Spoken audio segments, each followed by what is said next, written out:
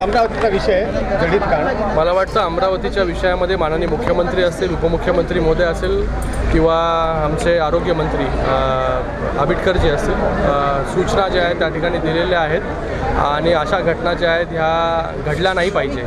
मला वाटतं एका खाजगी रुग्णालयामध्ये जे आहेत ही अशी घटना घडलेली आहे, तर त्याच्यामध्ये फायर ऑडिट असेल, सगळ्याच गोष्टी असतील.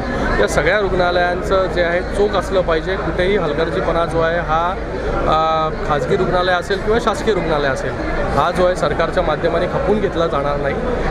जे काही ऑडिट्स असतील, जी काही यंत्रणा तिथे पाहिजे, ह्या सगळ्या गोष्टी ज्या आहेत त्या मला वाटतं प्रत्येकाने त्याच्यामध्ये स्वतःची रिस्पॉन्सिबिलिटी, जे हॉस्पिटल्स रन करतात यांची देखील तीच रिस्पॉन्सिबिलिटी आहे की आपल्या इथे जी व्यवस्था आहे ती व्यवस्था बरोबर आहे की नाही हे देखील चेक केलं पाहिजे. रेग्युलर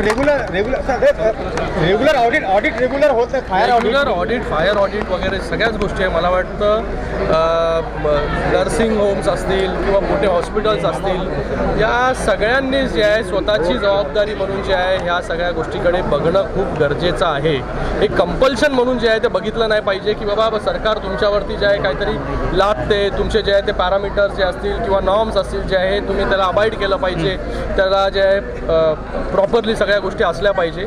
मला वाटतं प्रत्येकाने जोपर्यंत त्याचा स्वीकार करणार नाही किंवा रिस्पॉन्सिबिलिटी घेणार नाही तोपर्यंत जे आहेत ह्या सगळ्या गोष्टी ज्या आहेत त्या थांबू शकणार नाही. तर मला वाटतं प्रत्येकाची जे हॉस्पिटल्स रन करतात, छोटं रुग्णालय असेल किंवा मोठं रुग्णालय असेल, जे नॉर्म्स सरकारने आखून दिलेले आहेत त्याचं जे आहे ते पालन केलंच पाहिजे.